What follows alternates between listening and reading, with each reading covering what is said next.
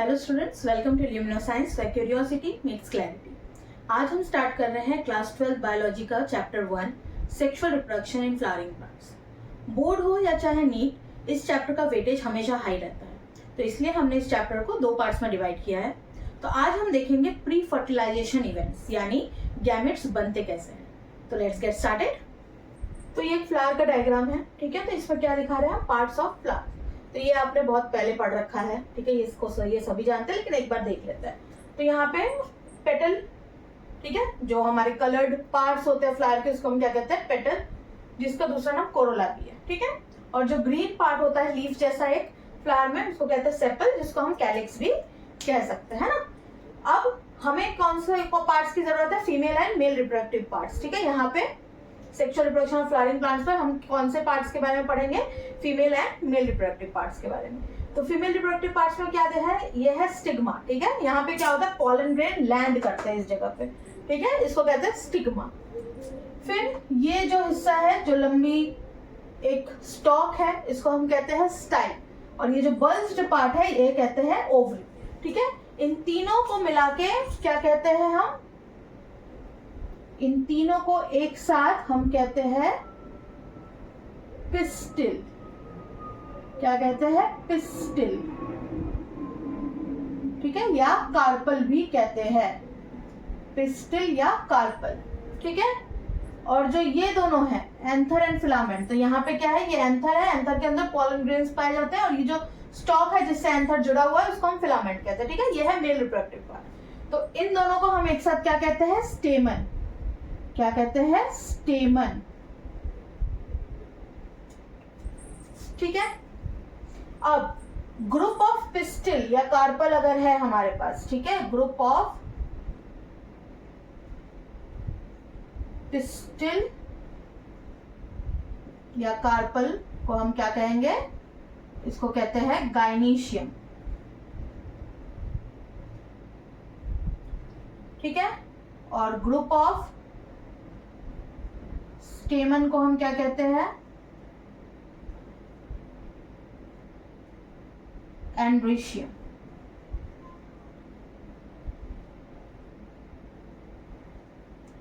ठीक है, याद रहेगा। फीमेल पार्ट को हम कहते हैं गाइनीशियम और मेल पार्ट को हम कहते हैं एंड्रीशियम, ठीक है।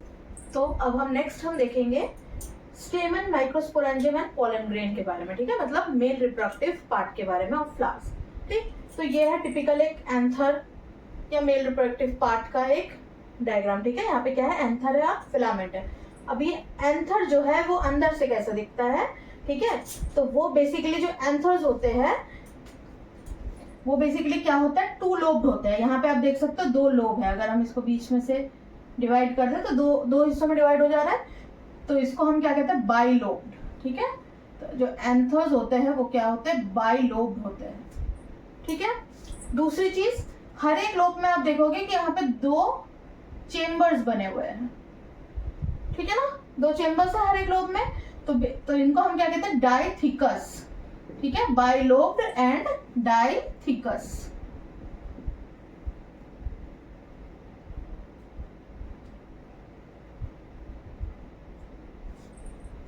ठीक है। तो बेसिकली हम अपने जो फ्लावर्स के एंथर्स होते हैं वो अलग अलग शेप में पाए जा सकते हैं, ठीक है, अलग अलग छोटे बड़े अलग अलग कलर्स के हो सकते हैं, लेकिन जो उनका माइक्रोस्कोपिक स्ट्रक्चर है, ठीक है, या ट्रांसवर्स सेक्शन है, जब वो हम देखेंगे तो हमें क्या मिलेगा कि जो एंथर्स होते हैं वो उनमें दो लोब्स होते हैं, इस वजह से हम एंथर्स को क्या कहते हैं, बाइलोब्ड।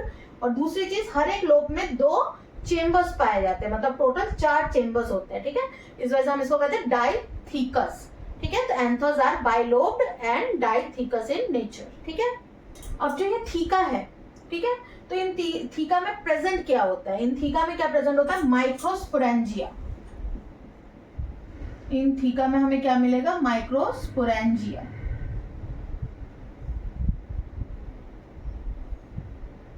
ठीक है। यही माइक्रोस्पोरेंजिया क्या बनेंगे, मेच्योर होके पॉलन ग्रेन्स बनेंगे, ठीक है।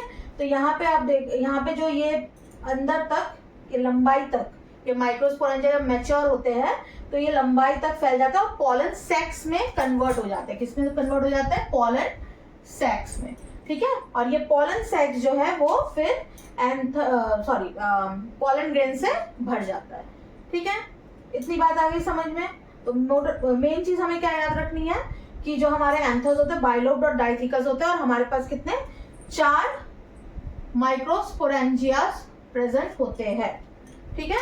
1 2 3 4, ठीक है। ये डाइथिकस और बाइलोब्ड भी बोले जाते हैं इनको। और इन माइक्रोस्पोरेंजिया में क्या होगा, जब ये मैच्योर होंगे तो इनमें पोलन ग्रेन्स भरा हुआ होगा। ये लाइन ऑफ डेहिसेंस क्या है, बेसिकली यहाँ से ये फूटना शुरू करता है, ठीक है। जब ये एंथस फूटता है तो पोलन ग्रेन्स रिलीज होता है, ठीक है। समझ में आ गया, ठीक है। तो हमने स्टेमन के बारे में देख लिया। अब हम देखेंगे माइक्रोस्पोरेंजियम के बारे में। तो जब हम पोलन ग्रेन का एक ट्रांसफर सेक्शन देखते हैं तो उसमें हम क्या पाते हैं कि हर एक एंथर में जो है 4 लेयर्स पाई जाती है, ठीक है। हर एक एवरी एंथर हैज 4 लेयर्स। इसमें से जो 3 लेयर्स होते हैं वो प्रोटेक्टिव लेयर्स होती है, और एक लेयर जो होती है वो नरिशमेंट की लेयर होती है, ठीक है। तो इसमें से जो एपिडर्मिस है, ठीक है, एंडोथीशियम है और मिडिल लेयर है, ये तीनों लेयर्स क्या होती है, ये बेसिकली होती है आपकी प्रोटेक्टिव लेयर, ठीक है। यहाँ पे इसी का ये एनलार्ज्ड व्यू है, ठीक है। थोड़े से सेक्शन का एनलार्ज्ड व्यू है ये। तो इसमें जो एपिडर्मिस, एंडोथीशियम और मिडिल लेयर है, ये तीनों क्या है, प्रोटेक्टिव लेयर है, ठीक है। ये तीनों है प्रोटेक्टिव लेयर,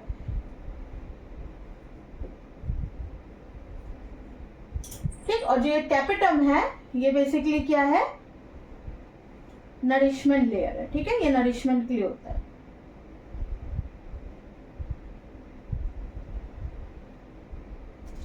ठीक है। तो आप देख सकते हो सबसे बाहर क्या है, एपिडर्मिस, फिर है एंडोथीशियम, फिर क्या है यहाँ पे मिडिल लेयर, और ये वाला जो लेयर है वो टेपिटम, जो स्पोरोजेनस टिश्यू के जस्ट साथ में लगा हुआ है। तो ये क्या करता है, बेसिकली जो माइक्रोस्पोर मदर सेल है, ठीक है, उसको क्या करता है, ये न्यूट्रिशन प्रोवाइड करता है। तो एंथर जब यंग होता है, ठीक है, तो यंग एंथर में हम क्या देखेंगे कि ये जो एरिया है ये, ठीक है, यहाँ पे कॉम्पैक्टली पैक्ड टिश्यू पाए जाते हैं, होमोजेनस टिश्यू पाए जाते हैं, कॉम्पैक्टली पैक्ड होते हैं, ठीक है। इसको हम कहते हैं स्पोरोजेनस टिश्यू। क्या कहते हैं, स्पोरोजेनस टिश्यू। यही स्पोरोजेनस टिश्यू जब मैच्योर होता है तो यही स्पोरोजेनस टिश्यू क्या बनते हैं, एक माइक्रोस्पोर मदर सेल बनता है, ठीक है। और हर एक माइक्रोस्पोर मदर सेल जो है वो माइक्रोस्पोर टेट्रैड देता है। हर एक माइक्रोस्पोर मदर सेल क्या देता है, माइक्रोस्पोर टेट्रैड देता है, ठीक है। बात आ गई समझ में। मतलब एक माइक्रोस्पोर मदर सेल या पोलन मदर सेल से हमें 4 माइक्रोस्पोर्स मिलता है, ठीक है, पोलन ग्रेन्स मिलता है। स्पोरोजेनस टिश्यू में जितने भी टिश्यू है जब वो मैच्योर हो जाते हैं वो सब जो है पीएमसी या माइक्रोस्पोर मदर सेल बनते हैं, और वो माइक्रोस्पोर मदर सेल में जब मियोसिस होता है तब माइक्रोस्पोर टेट्रैड बनता है। क्लियर हो गया, ठीक है। अब हम देखेंगे माइक्रोस्पोरोजेनेसिस के बारे में, ठीक है, कि ये माइक्रोस्पोर तैयार कैसे हो रहा है, ठीक है।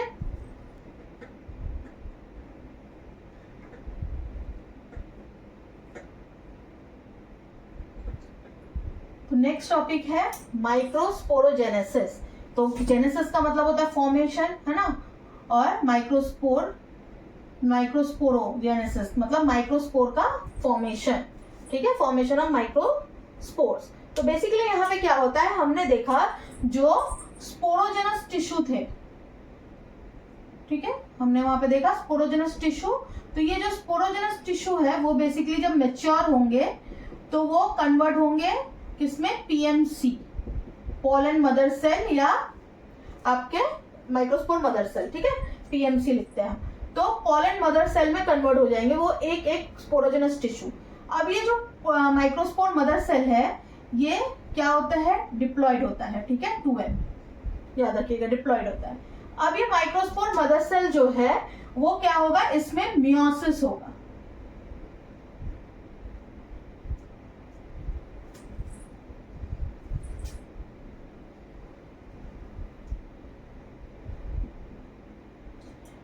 जब इसमें मियोसिस होगा तब यहाँ पे क्या होंगे, माइक्रोस्पोर्स फॉर्म होंगे, ठीक है, जो कि हैप्लॉइड होगा, ठीक है। अब ये माइक्रोस्पोर जब मैच्योर होने लगेगा और डेहिसेंस की तरफ बढ़ने लगेगा, डिहाइड्रेट होने लगेगा। डेहिसेंस कब होगा, जब एंथर डिहाइड्रेट हो जाता है तभी वो फूटता है, ठीक है। तो मैच्योर होगा, और जब डिहाइड्रेट होना शुरू होगा तब क्या होगा, ये जो माइक्रोस्पोर्स है बेसिकली वो किस में चेंज हो जाएंगे, पॉलन ग्रेन्स में मैच्योर होके चेंज हो जाएंगे। ठीक है, ठीक है। अब आपको पता है कि कोई भी सेल, ठीक है, जैसे ये पीएमसी है, ठीक है, पॉलन मदर सेल, तो एक सेल जो है जब इसमें मियोसिस होता है तो क्या होता है, कितने सेल में टूटते हैं, 4 सेल में, है ना। एक सेल से कितना बनता है, 4 सेल बनता है। तो यहाँ पे इसलिए हम इसको क्या कहते हैं, माइक्रोस्पोर टेट्राड। ठीक है, क्या कहते हैं, एक पीएमसी से हमें 4 माइक्रोस्पोर मिलता है जिसको हम कहते हैं माइक्रोस्पोर टेट्राड। ठीक है, ये माइक्रोस्पोर 4 के गुच्छे में रहते हैं, जब ये मैच्योर हो जाते हैं, पॉलन ग्रेन्स बन जाते हैं, तब ये अलग अलग हो जाता है। ठीक है, ये था माइक्रोस्पोरोजेनेसिस। अब पॉलन ग्रेन्स की बात करते हैं, तो पॉलन ग्रेन्स आपको पता है कि हर एक स्पीसीज का पॉलन ग्रेन जो है अलग अलग तरीके का होता है। जब हम थोड़ा सा पॉलन ग्रेन लेके अगर हम माइक्रोस्कोप पे चेक करें तो देखेंगे कि हर एक स्पीसीज का जो पॉलन ग्रेन है वो देखने में थोड़ा अलग होगा। ठीक है, उसका शेप अलग होगा, साइज अलग होगा। टिपिकली अगर हम बात करें तो कोई भी पॉलन ग्रेन जो है वो 25 to 50 माइक्रोमीटर इन डायमीटर होता है। ठीक है, टिपिकली इतने ही डायमीटर में पाया जाएगा, 25 to 50 मिलीमीटर डायमीटर में ये होता है। अब जो पॉलन ग्रेन्स अलग अलग शेप के हो सकते हैं, अलग अलग साइज में हो सकते हैं, लेकिन इसका जो इंटरनल स्ट्रक्चर है वो सबका सेम होता है। ठीक है, तो बेसिकली जो पॉलन ग्रेन्स होता है ना, उसके 2 लेयर्स होते हैं।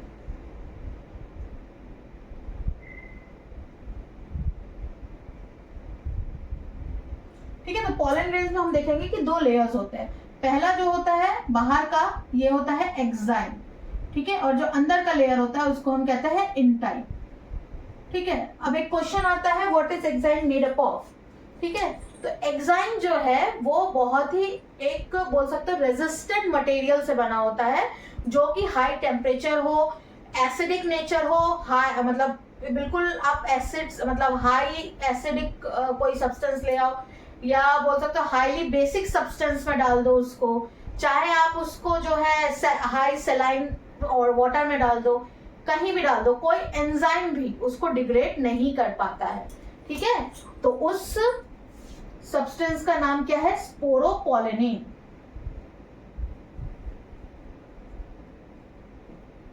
ये एक ऐसा ऑर्गेनिक मटेरियल है जो कि बहुत ज्यादा रेजिस्टेंट है। ठीक है, हाई से हाई टेम्परेचर, हाई से हाई एसिडिटी, हाई से हाई एल्कलिनिटी। ठीक है, कोई भी एंजाइम इसको डिग्रेड नहीं कर सकता। ठीक है, इसी वजह से पॉलन ग्रेन्स जो है हमें फॉसिल फॉर्म्स में मिलता है। ठीक है, हम बहुत सारे हमें फॉसिल्स मिलेंगे जिसमें हमें देखेंगे कि उसके पॉलन ग्रेन्स जो है मिल रहा है, फॉसिलाइज्ड फॉर्म में हमें पॉलन ग्रेन्स मिलता है।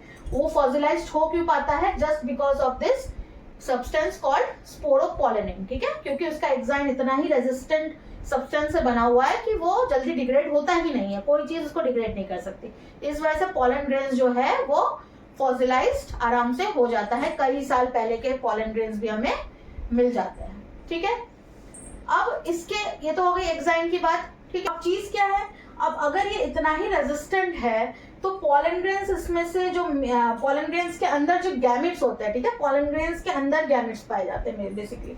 तो पॉलन ग्रेन्स के अंदर जो गैमेट्स है वो बाहर निकलते कैसे है या ओवरी तक पहुंचते कैसे है, अगर एंजाइम इतना ही हार्ड सब्सटेंस है तो एक्चुअली होता क्या है कि यहाँ पे कुछ जर्म पोर पाए जाते हैं। ठीक है, जर्म पोर्स पाए जाते हैं। अब ये जर्म पोर्स होते क्या है, कुछ नहीं होता, जस्ट क्या होता है कि इस जगह पे स्पोरोपोलेनिन एब्सेंट होता है। ठीक है, इसको हम क्या कहते हैं, जर्म पोर। यहाँ पे क्या होता है, स्पोरोपोलेनिन एब्सेंट होता है।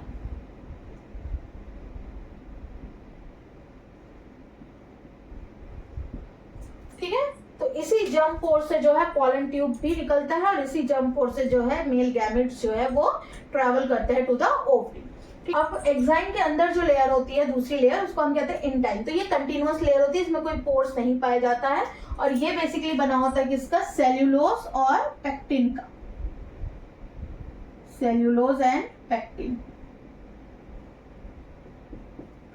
ठीक है, ये सेल्यूलोज और पेक्टिन का होता है बना हुआ।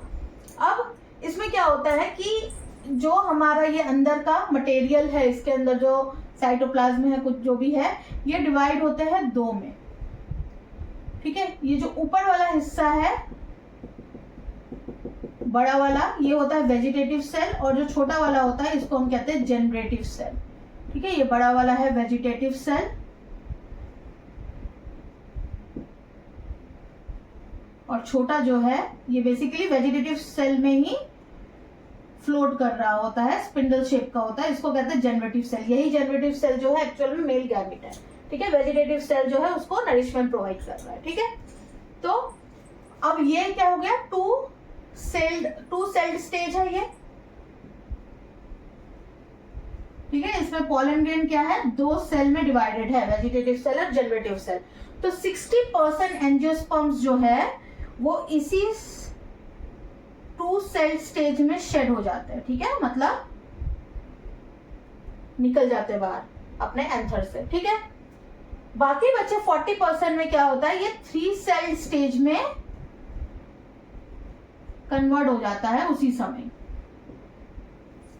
ठीक है, बाहर निकल एंथर से बाहर निकलने से पहले ही वो 3 सेल स्टेज में डिवाइड हो जाता है। बेसिकली क्या होता है, ये जो जनरेटिव सेल है ये और 2 सेल में टूट जाता है।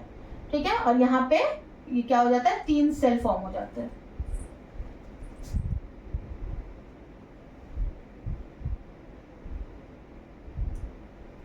ठीक है, तो ये जो जनरेटिव, ये जो 2 सेल फॉर्म हुए, ये क्या है, मेल गैमेट्स। ठीक है, ये क्या है, मेल गैमेट्स। ठीक है, तो 60% एंजियोस्पर्म में तो ये 2 सेल स्टेज में ही, वेजिटेटिव सेल और जनरेटिव सेल वाले स्टेज में ही शेड हो जाता है। लेकिन 40% केस ऐसा होता है जहां पे ये 3 सेल स्टेज में शेड होता है। ठीक है, तो ये हमने पॉलन ग्रेन का स्ट्रक्चर अच्छे से देख लिया। अब पॉलन ग्रेन जो है वो न्यूट्रिएंट्स में बहुत ही ज्यादा रिच होता है, इस वजह से इसका यूज जो है कई कंट्रीज में एज अ सप्लीमेंट्स किया जाता है to increase the performance of athletes and race horses. ठीक है, अब वायबिलिटी भी एक चीज है। ठीक है, वायबिलिटी क्या है,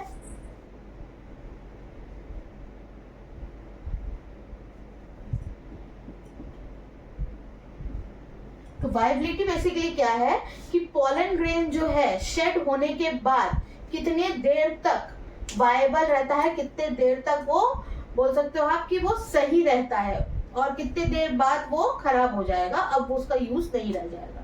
ठीक है, तो हर एक पॉलन ग्रेन्स का अपनी अपनी वायबिलिटी होती है अलग अलग। जो सीरियल्स होते हैं, स्पेशली राइस और वीट, उनकी जो पॉलन ग्रेन्स की वायबिलिटी होती है 30 मिनट्स के आसपास होती है। ठीक है, और कुछ जो होते हैं जैसे सोलेनेसी फैमिली के जो होते हैं, सोलेनेसी फैमिली, लेग्यूमिनेसी फैमिली, है ना, इनके जो रोसेसी फैमिली, इनके जो वायबिलिटी होती है पॉलन ग्रेन्स की वो मंथ्स में होती है। ठीक है, कई मंथ्स तक, 1 मंथ तक, 1 से ज्यादा मंथ तक भी वो वायबल रहता है। दैट मीन्स शेड होने के बाद भी वो काम, मतलब जो उसका काम है मेल, जो कि है मेल गैमेट्स को ओवरी तक पहुंचाना, वो करता रहेगा। लेकिन कुछ कुछ ऐसे भी हमारे स्पीसीज राइस और वीट जिसके पॉलन ग्रेन की वायबिलिटी सिर्फ 30 मिनट्स होती है, 30 मिनट्स के बाद वो खराब हो जाता है। ठीक है, तो ये हो गया वायबिलिटी। अब इसको हम प्रिजर्व भी करते हैं, जैसे हम सीड बैंक्स होते हैं वैसे हम पॉलन ग्रेन्स को भी प्रिजर्व कर सकते हैं। तो पॉलन ग्रेन्स को हम कैसे प्रिजर्व करते हैं, बाय क्रायो प्रिजर्वेशन। ठीक है, इसको हम कहते हैं क्रायो प्रिजर्वेशन। ठीक है, तो इसमें बेसिकली हम क्या करते हैं, पॉलन ग्रेन्स को लिक्विड नाइट्रोजन में, इसमें लिक्विड नाइट्रोजन में -196 डिग्री सेंटीग्रेड पे इसको प्रिजर्व किया जाता है पॉलन ग्रेन्स को। ठीक है, तो ये है वायबिलिटी पॉलन ग्रेन की और इसका प्रिजर्वेशन का तरीका। अब देखिए, पॉलन ग्रेन से कई लोगों को जो है एलर्जीज भी होती है ना। बहुत लोगों को देखा होगा कि फ्लावर्स से, जैसे ही फ्लावर्स के पास जाते हैं छींके शुरू हो जाती है, तो बेसिकली वो फ्लावर से एलर्जी का मतलब उनके पॉलन से एलर्जी होती है। ठीक है, तो जैसे बहुत लोगों को जो है एक ग्रास है जिसको हम कहते हैं पार्थेनियम, ठीक है। इसका दूसरा नाम जो है वो कैरेट ग्रास भी है। तो बेसिकली ये ग्रास जो है वो इंडिजिनस नहीं है इंडिया का, ठीक है, ये इंडिजिनस प्लांट नहीं है इंडिया का, इंडिया में ये नहीं पाया जाता था। वीट जब इम्पोर्ट होता है तो उसमें ही जो है ये किसी वजह से ये पार्थेनियम साथ में आ गया था, ठीक है। उसके आ जाने की वजह से, क्योंकि ये एलियन स्पीसीज है, तो आपको पता होगा एलियन स्पीसीज का कोई कॉम्पिटिटर नहीं होता, उसकी वजह से उनका इन्वेजन जो होता है वो बहुत तेजी से होता है। तो अब जो है ये पार्थेनियम जो है बहुत तेजी से इन्वेट कर चुके हैं इंडिया में, तो कई जगह पार्थेनियम ग्रासेस हमें मिलते हैं, कैरेट ग्रास मिलता है। बहुत लोगों को इस कैरेट ग्रास से एलर्जी होती है, ठीक है। इसके तो this is all for the male reproductive part of flowering plants. अब हम फीमेल रिप्रोडक्टिव पार्ट्स देखते हैं। तो इस चैप्टर का नेक्स्ट टॉपिक क्या है? Pistil, megasporangium and embryo sac, basically the female reproductive part, ठीक है। तो पहले पिस्टिल के बारे में देखते हैं। तो पिस्टिल क्या है? पिस्टिल या हम इसको कार्पल भी बोलते हैं ना, ठीक है। इनके ग्रुप को हम क्या कहते हैं? गायनेशियम।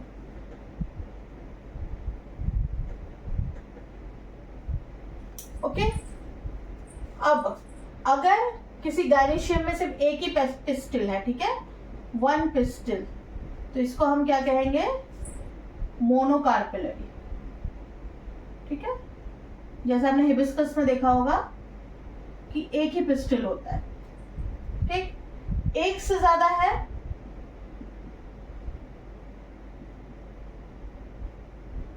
तो उसको हम कहेंगे मल्टी कार्पेलरी।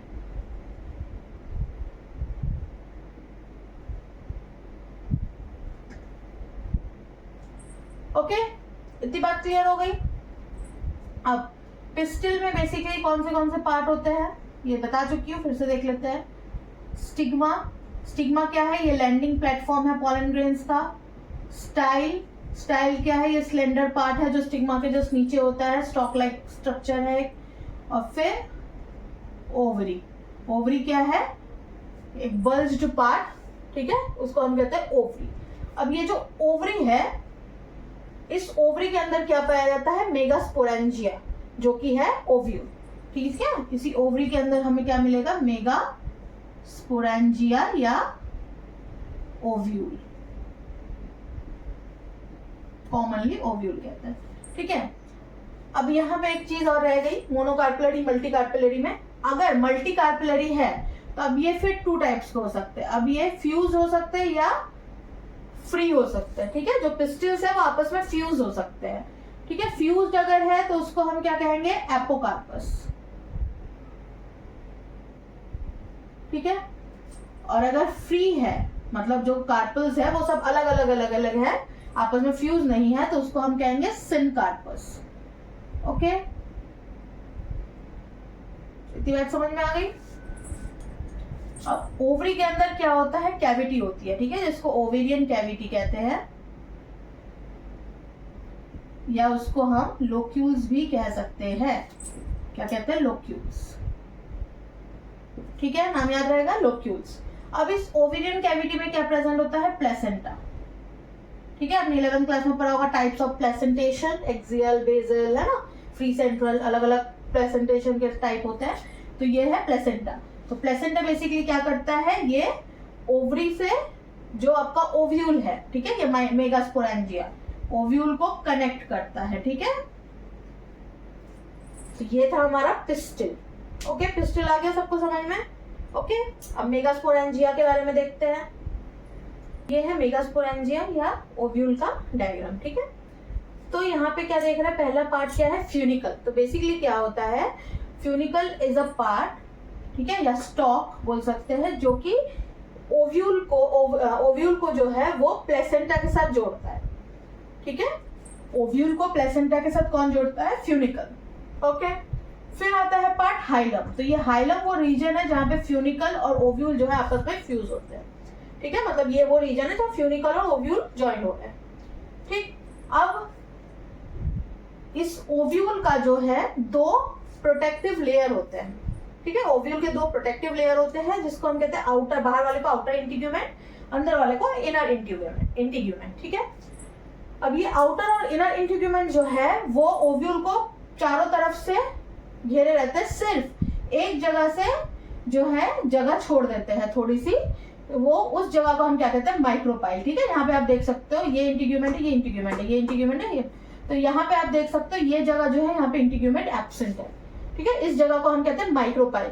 आपने अगर सीड्स देखे हो, है ना, चने की या छोले के सीड्स देखो, तो उसमें देखना एक छोटा सा एक होल जैसा दिखता है ना, जो थोड़ा सा एपेक्स वाला एरिया है, जो टिप वाला एरिया है ना, वहां पे देखना एक छोटा सा होल टाइप का एक दिखता है। ठीक है, वो बेसिकली क्या है, माइक्रोपाइल है। ठीक, फिर ये जो आउटर और इनर इंटीग्यूमेंट है वो किसको एनसर्कल करते हैं, बेसिकली वो एनसर्कल करते हैं न्यूक्लियस को।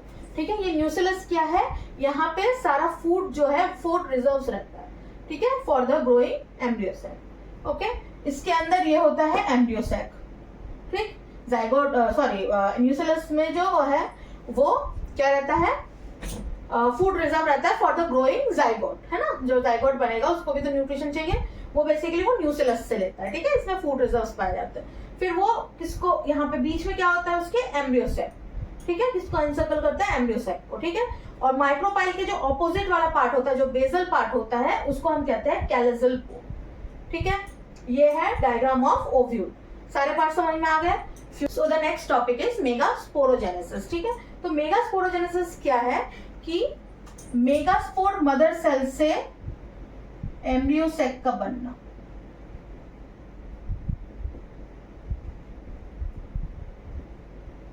ठीक है, इसको हम कहते हैं एमएमसी। ठीक है, उधर हम कह रहे थे पोलन मदर सेल पीएमसी, और इधर हम कह रहे हैं मेगास्पोर मदर सेल एमएमसी। ठीक है, तो मेगास्पोर मदर सेल में क्या होता है, ये 2n डिप्लॉयड होता है। ठीक है, इसमें मियोसिस होता है, मायोटिक डिवीजन, और इसमें क्या होता है फिर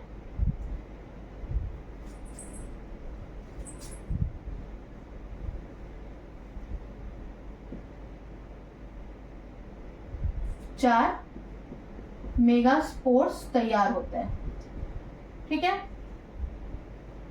ओके। अब होता क्या है एक्चुअल में कि जो हमने देखा न्यूक्लियस था, न्यूक्लियस किसको घेरा हुआ था, एम्ब्रियो सैक। तो ये एम्ब्रियो सैक बनने के पहले का स्टेज है। ठीक है, पहले क्या होता है उसके, ये न्यूक्लियस है। ठीक है, ये न्यूक्लियस है, न्यूक्लियस।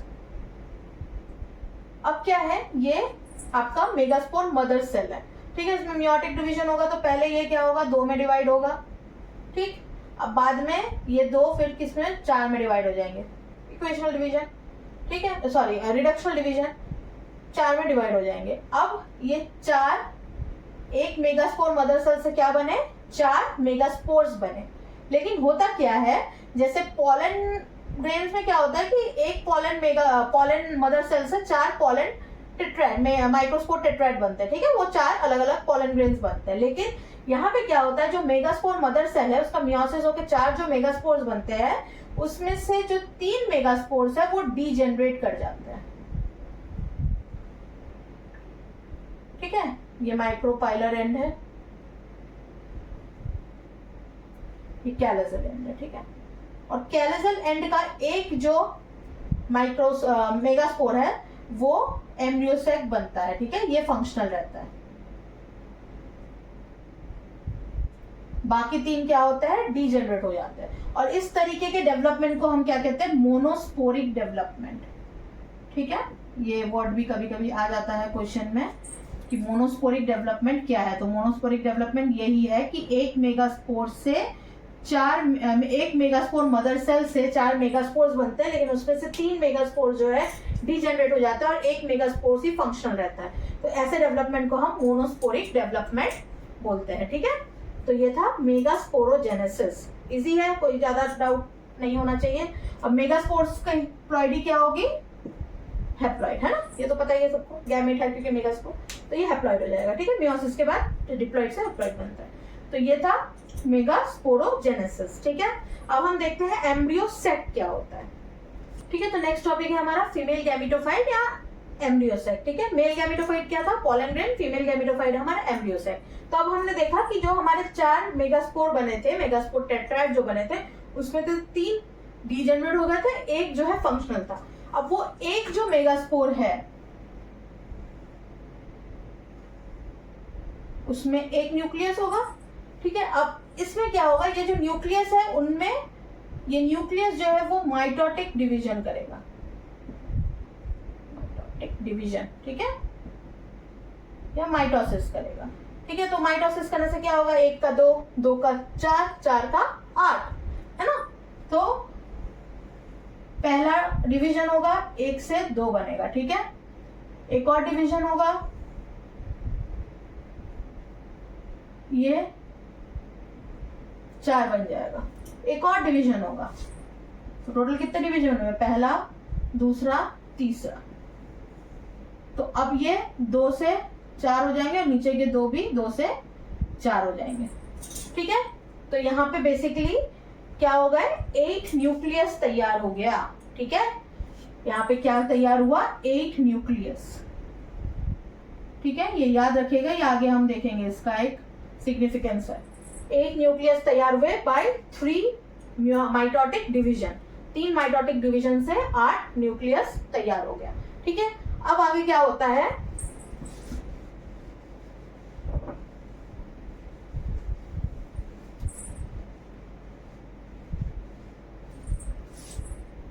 अब ये जो है अरेंज होना शुरू करते हैं, ठीक है। ये अब अरेंज होते हैं,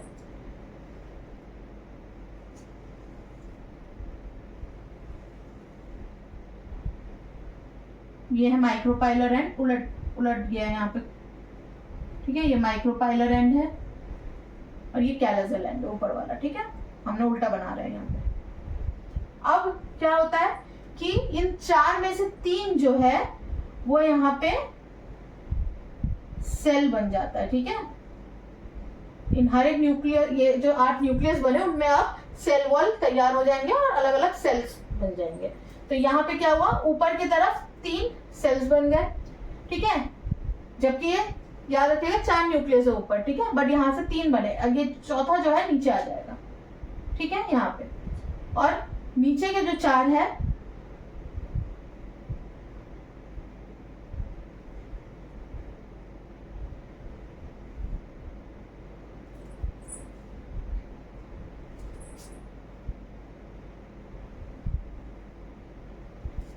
ठीक है।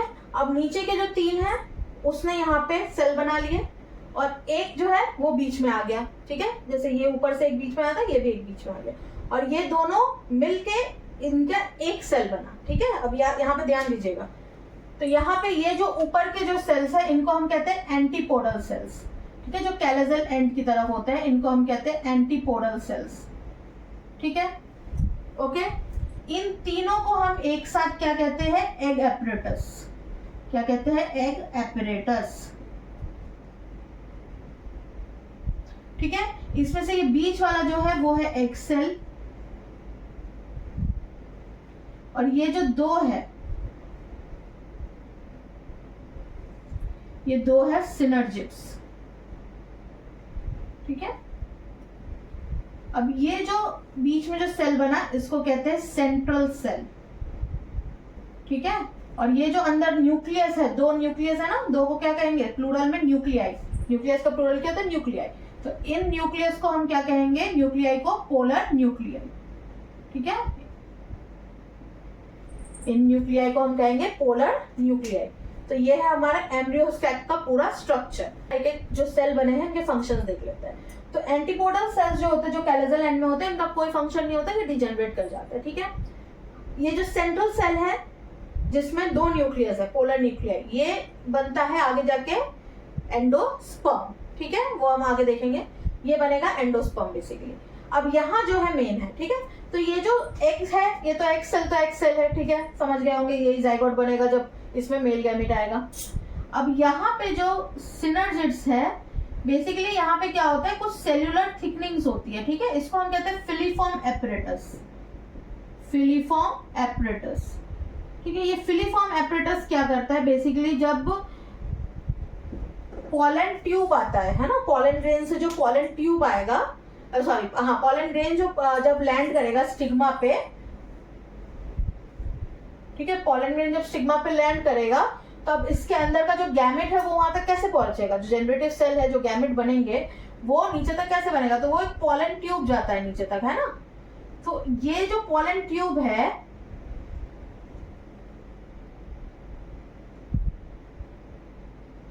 ये ओव्यूल है, ठीक है, इसका माइक्रोपाइलर एंड है, ठीक। तो अब ये ट्यूब अंदर कैसे जाएगी, तो बेसिकली ये ट्यूब माइक्रोपाइल से अंदर जाती है, ठीक है।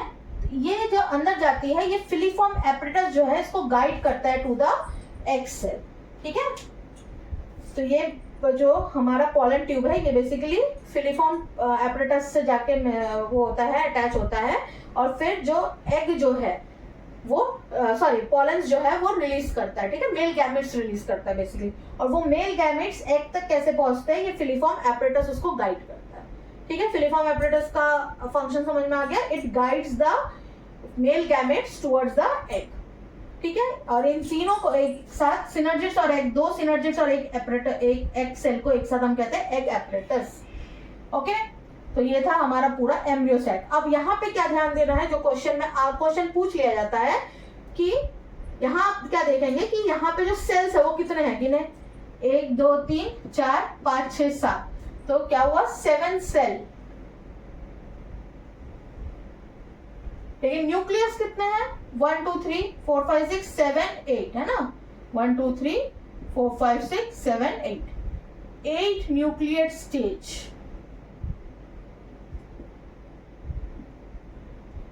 ठीक है, या 7 सेल 8 न्यूक्लियट एम्ब्रियो सेट जो बोलना चाहिए, ठीक है। तो ये क्वेश्चन आ जाता है, explain the 7 cell 8 nucleate stage of embryo sac.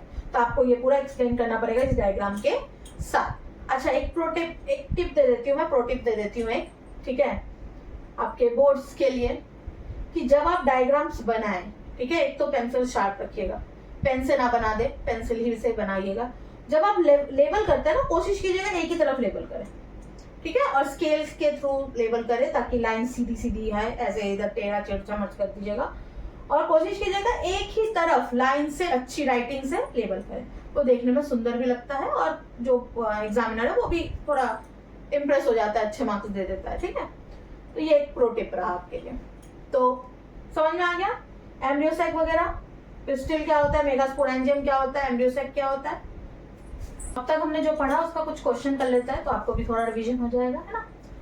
तो पहला क्वेश्चन है, there are 20 PMC after maturation how many pollen grains will be formed. तो बताइए, अगर आप यहाँ पे क्या बोला गया, 20 PMC है पॉलन मदर सेल, है ना, तो पॉलन मदर सेल या माइक्रोस्पोर मदर सेल कितने हैं, 20।